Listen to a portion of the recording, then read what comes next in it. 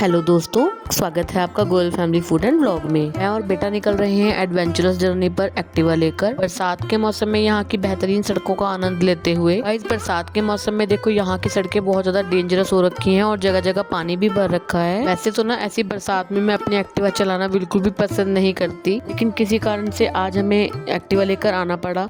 लेकिन इन सड़कों की कंडीशन को देख के मेरा तो कलेजा मुँह को आ रखा है और ना इसीलिए मैंने ऐसा कहा कि हम एडवेंचरस जर्नी पर निकले हैं। हाय हाय, यहाँ से कैसे निकालूं? बरसातों में सड़क पर गड्ढे होना, पानी भरना, ये तो कॉमन समस्या होती हैं सब जगह ही। लेकिन यहाँ पर एक बड़ी समस्या ये है कि जहाँ भी सड़कें कच्ची हैं वहाँ की मिट्टी चिकनी है और इसी कारण से ना टू व्हीलर का ऐसी सड़कों पर फिसलने का बहुत ज्यादा डर रहता है। फाइनली जहाँ हमें पहुँचना था वहाँ तक तो हम पहुँच गए हैं। आज ना सुबह 4 बजे से ही बहुत तेज बारिश हो रही थी और हम ना सुबह से ही बारिश का रुकने का वेट कर रहे थे और ना काफी देर से बारिश बंद थी, हम तभी निकले हैं घर से। लेकिन जैसे ही हम घर से निकले रास्ते में ही फिर दोबारा बूंदाबांदी शुरू हो गई थी। बेकार सड़क पर यानी कच्ची सड़क पर जैसे जैसे मैं अपनी एक्टिवा निकाल भी लूं, लेकिन अगर बारिश हो जाए तो तौबा तौबा, मुझे तो बहुत ज्यादा डर, क्योंकि पिछली बार इन्हीं बारिशों में मैं इसी एक्टिवा से 1-2 बारी फिसल गई थी। फिर आगे रखूंगी पीछे रखूंगी? पीछे साथ हो जाए, आगे देखूं कैसे? हाँ, पीछे बेटा बैठेगा।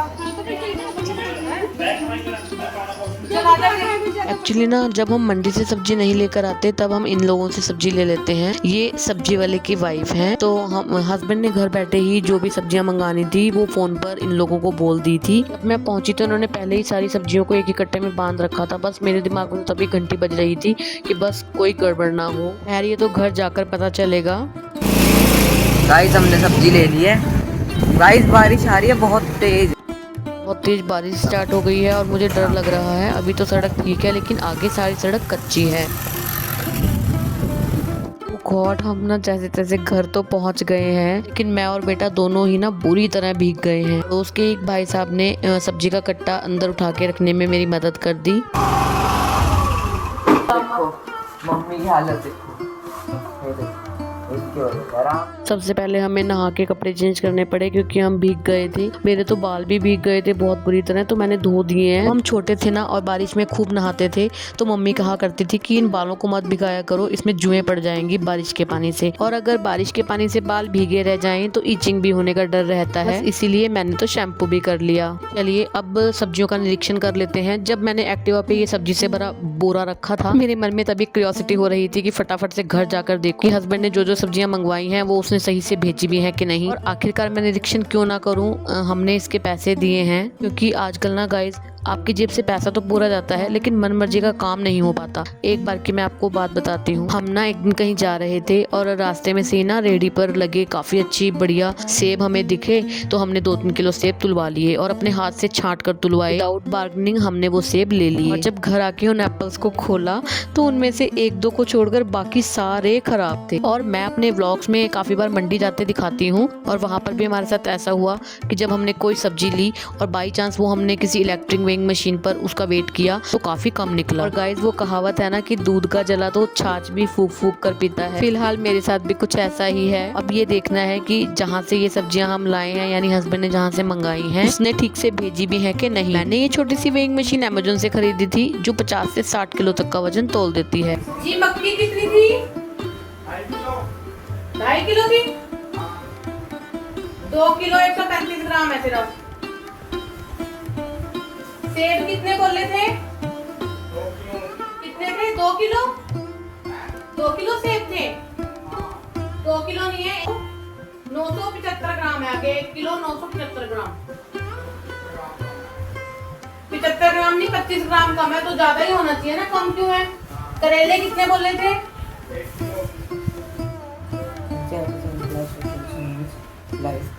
ये ठीक है।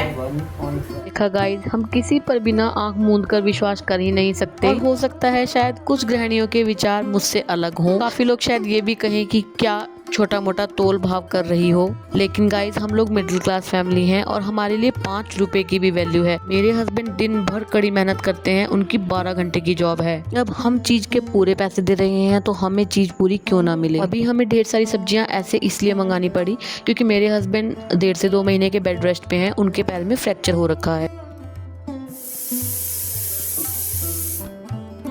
सब्जियों का तोल भाव तो मैंने कर लिया है। अभी मुझे पहले खाना बनाना है, सब्जियां मैं बाद में समेटूंगी। एक तरफ तो मैंने कुकर में दाल उबलने रख दी है और एक तरफ मुझे हस्बैंड के लिए उबालने हैं चने, जो रात से ही भीगे हुए थे। सब्जियां मैंने ऐसे ही छोड़ दी। अगर मैं सब्जियों को समेटने लग जाती तो खाना बनाने में मुझे लेट हो जाता। आज बारिश की वजह से ना बहुत सारा टाइम बर्बाद हो गया। एक कुकर में दाल रख दी है, एक में चने, और एक तरफ चावल साफ करके मैं धोकर भिगोकर रख दूंगी। मतलब तीनों काम होते रहेंगे। और एक तरफ मैं इतने दाल का मसाला बना दूंगी।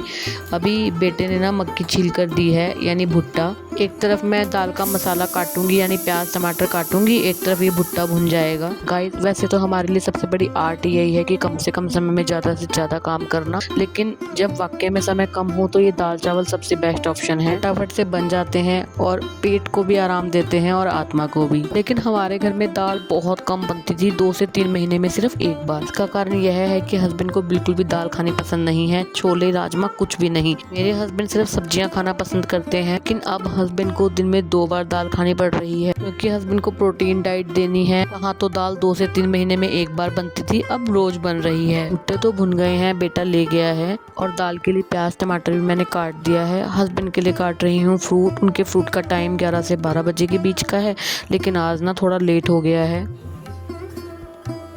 फ्रूट काट कर मैं दे आई हूँ। अभी ना मुझे दाल छौंकनी है, जिसके लिए मैंने कढ़ाई रख दी है, और मैं अपनी अधिकतर सब्जियाँ सरसों के तेल में छौंकती हूँ। कभी मुझे पनीर बनाना हो वो मैं रिफाइंड में या देसी घी में बना लेती हूँ। मुझे ना अपनी सारी दालों में, राजमा में, छोले में अदरक के थोड़े मोटे पीस काट कर डालना पसंद है, और अदरक मैं तब ऐड करती हूँ जब मसाला अच्छे से पक जाए, बिल्कुल कच्चा कच्चा अदरक।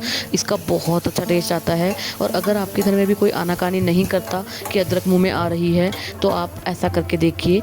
और राजमा छोले में तो मैं बिल्कुल लंबा लंबा पतला पतला अदरक काटती हूँ। दाल में भी ऐसा कर सकते हैं, और मैं हमेशा से ही ऐसा ही करती आ रही हूँ, तो मेरे बेटे को भी कोई दिक्कत नहीं होती। मैं इसलिए ऐसा कह रही हूँ क्योंकि अधिकतर बच्चे ना ऐसा कहते हैं कि धनिया क्यों डाला है या अदरक क्यों डाली है, ऐसा मतलब मुंह में नहीं आना चाहिए।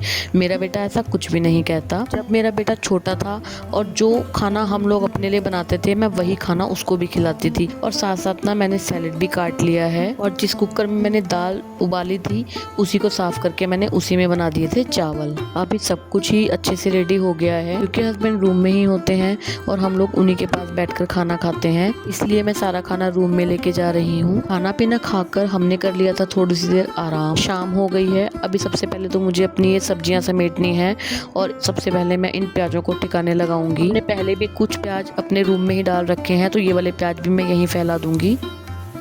फिलहाल मैं अपने पौधों का निरीक्षण कर रही हूँ। कुछ प्लांट्स ना अपने आप ही निकल आए हैं, जो मैंने लगाए भी नहीं थे। कुछ देर के लिए बारिश बंद थी और देखो दोबारा काले बादल आ गए हैं। थोड़ी देर छत पर घूमने के बाद मैं आ गई थी नीचे। सभी सब्जियां भी समेट दी थी, और सब्जियां समेटी तो यहाँ थोड़ी गंदगी भी हो गई थी, तो मैंने आगे आगे मोटी मोटी झाड़ू भी लगा दी।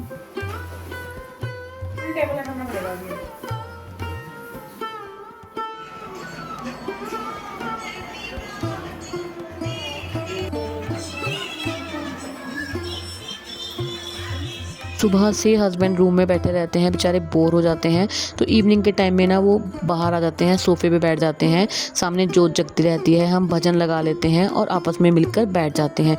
कुछ बातें भी होती रहती हैं और भगवान का नाम भी लिया जाता है।